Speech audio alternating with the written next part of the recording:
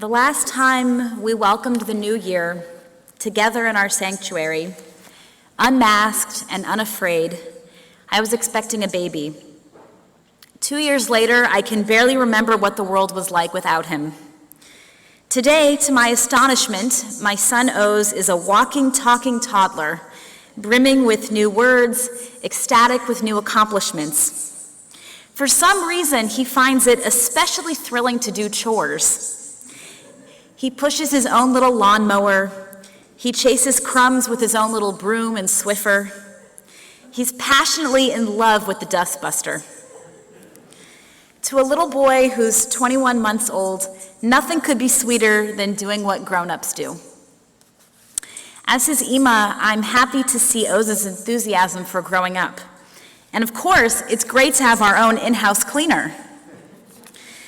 But I'm also well aware that growing up has its perils. And one of my chores as his mom is to help my son develop the strength to survive in the world. So this summer, as one step along that path, Hilly and I have been taking Ozzy to the South Orange pool. He's not quite ready for the Olympics yet, but he loves to splash in the baby pool, and he enjoys putting his face in the water. But when we take him into the big pool, he clutches us tightly and won't let go. Our instinct, my instinct, is to stay in the baby pool. But we know that in order to learn to swim, in order to survive in a new environment, you've got to get out of your comfort zone.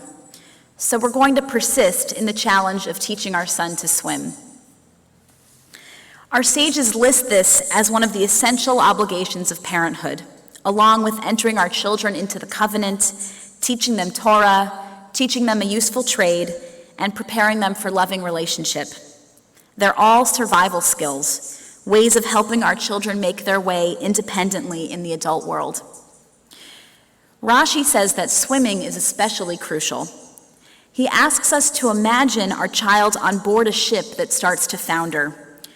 What would happen if our child couldn't navigate the stormy seas? Rashi's words seem especially apt today as we face our own stormy sea of troubles. I scarcely need to list the perils that beset our country and our world. You see them all over the news every day. Just this past week, the floodwaters of Hurricane Ida brought loss, misery, and death across the Gulf Coast and the Northeast. And each of us has a personal set of worries, disruptions and disturbances that trouble the water around us. Grief, illness, injury, unemployment, the ending of relationships. Many of us are missing cherished family and friends. Especially worrisome has been the impact of COVID-19 on children and teenagers. The pandemic has provoked a mental health crisis. Depression and anxiety have doubled in young people around the world as they suffer from disruption in their routine, delays and disruptions in their schooling, social isolation, missed milestones, financial pressures, worry about the future, and most devastating, the illness and death of loved ones. My heart breaks for these children who are drowning in disasters they did nothing to deserve. 1 in 4 adolescents now experiences clinically elevated levels of depression. 1 in 5 has clinically elevated anxiety symptoms, and youth mental health had already been in decline even before the pandemic struck. In 2019, more than 1 in 3 high school students reported having persistent feelings of sadness and hopelessness, an increase of 40% from 2009. And it's not only children and teens. Parents of children have also experienced increased levels of anxiety and depression. The American Academy of Pediatrics released the results of a national survey on the well-being of parents and children during the pandemic. The researchers found that since March of 2020, 27% of parents reported worsening mental health for themselves. 14% reported worsening behavioral health for their children.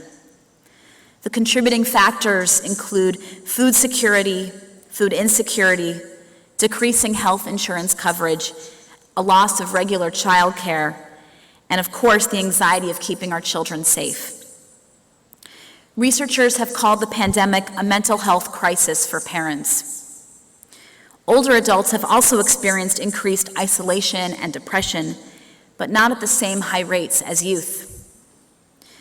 Misery and trauma among the young affects all of us: parents, grandparents, uncles, aunts, friends, anyone who cares about our children and our future.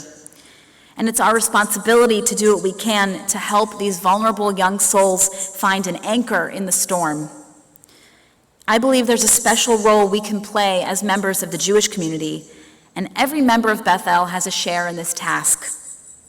You might say that we need to make our congregation an ark, a vessel designed to protect life, to nurture physical, mental, and spiritual health for the sake of the future. Our synagogue, like every synagogue, is grounded in the principle of Lador Vador, the connection of one generation to the next. The effort to transmit the strength and practical wisdom of our tradition to those who are growing up. Lador Vador is not just a matter of Jewish survival. Transmitting this tradition means teaching essential survival skills, the ability to keep your head above water and stay afloat in turbulent times. All of us have a stake in teaching our children how to swim. And of course, we can't show the young how to swim unless we develop and sustain our own skills. How does Judaism teach us to navigate stormy seas and ride the waves that threaten to overwhelm us? What wisdom can we share with our children that will help them grow into strong swimmers? First, our tradition shows us how to anchor ourselves in the present moment.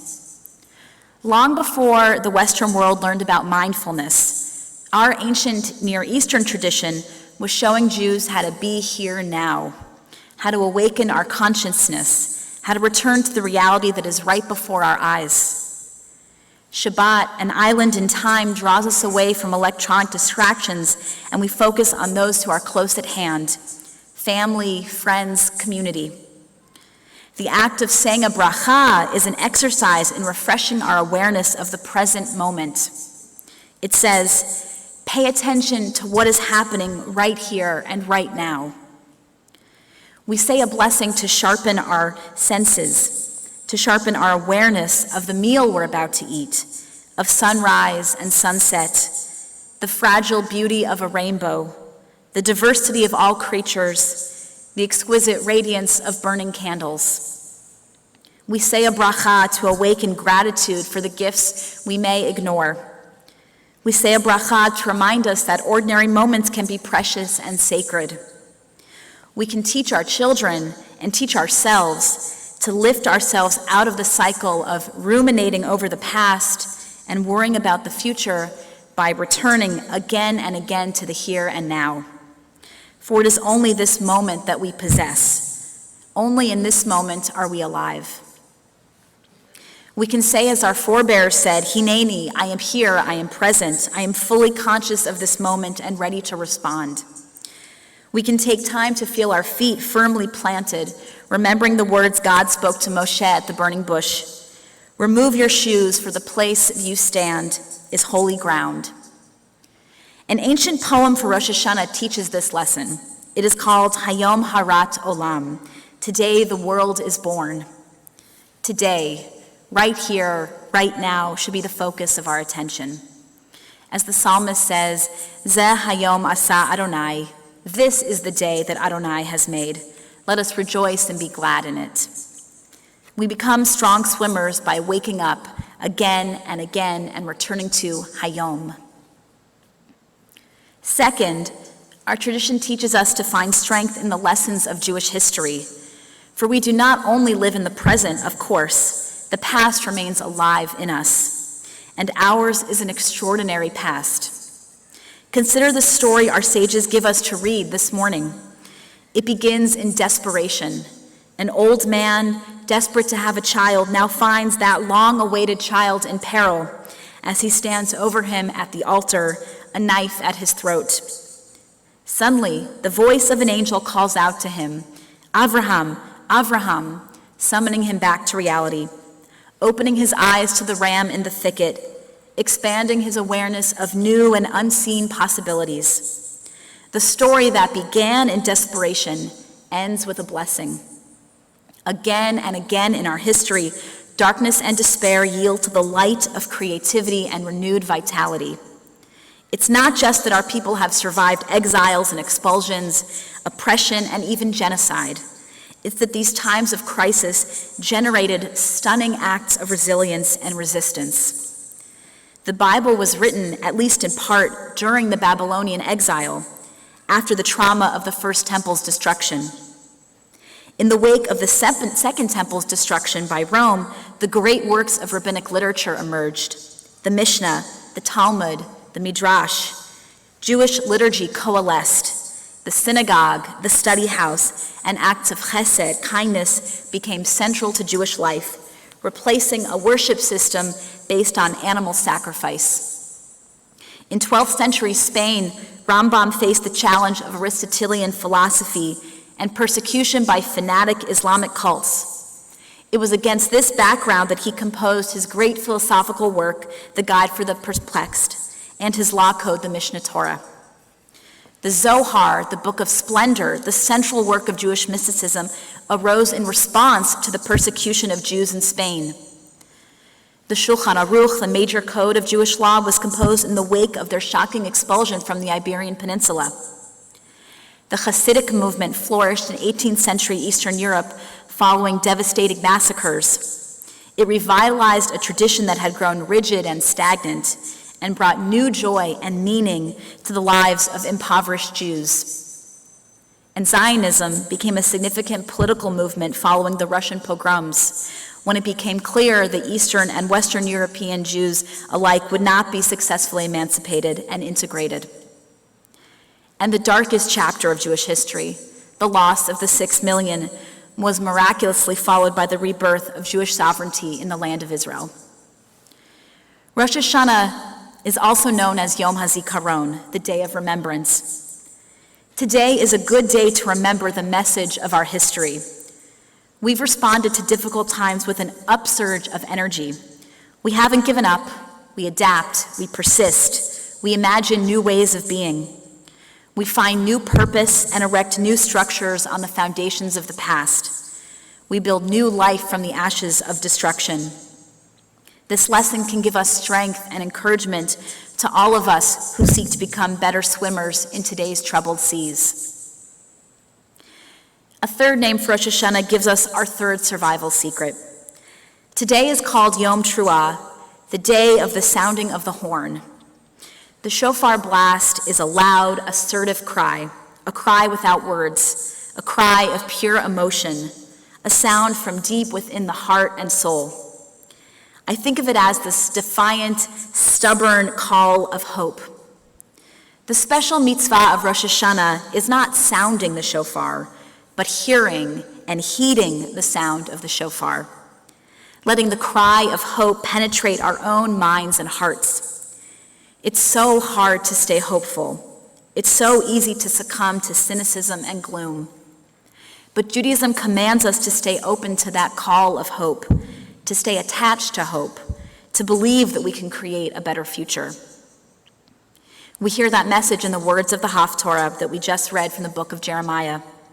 The prophet speaks in a time much like our own, a time of looming threats, rising polarization, growing despair. He begins by reminding his people that they are schooled in survival. Thus said Adonai, the people who escaped from the sword found favor in the wilderness. Jeremiah builds on the memories of the Exodus and the wandering in the wilderness. He assures his people that they are still loved, they still matter, and they'll go forward to a better time. Od evneh v'nivnet betulah Yisrael. God says, I will build you firmly again, O maiden Israel. Again you shall take up the hand drum and go forth to the rhythm of the dancers.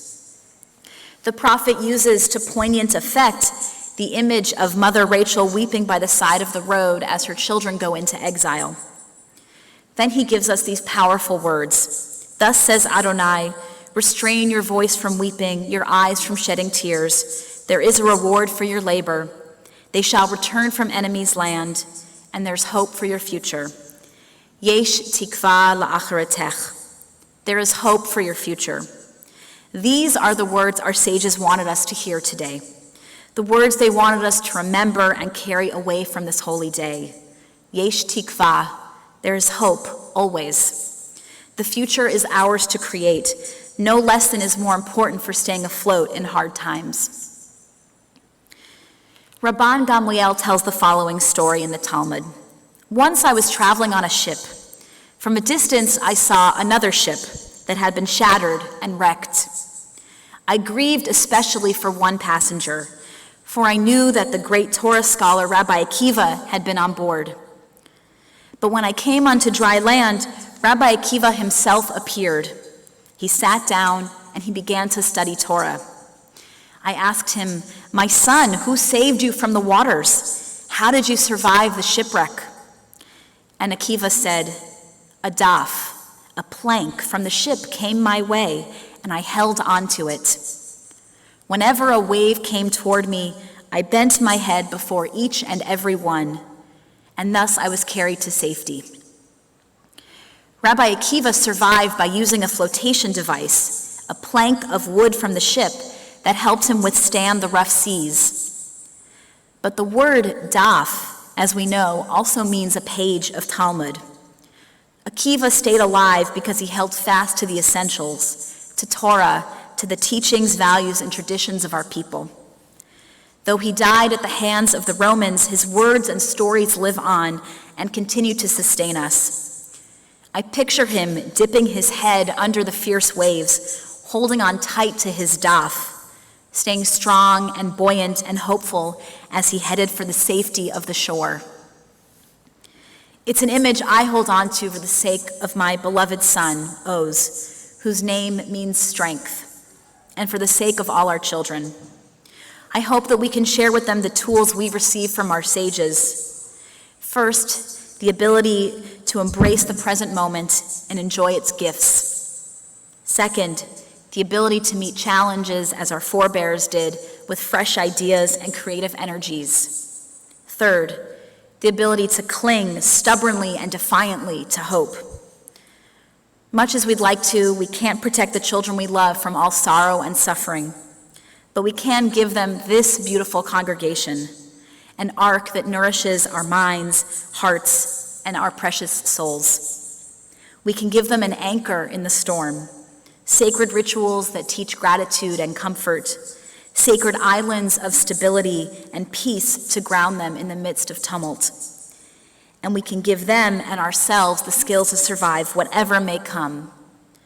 We can and must teach them to swim. Shana Tova.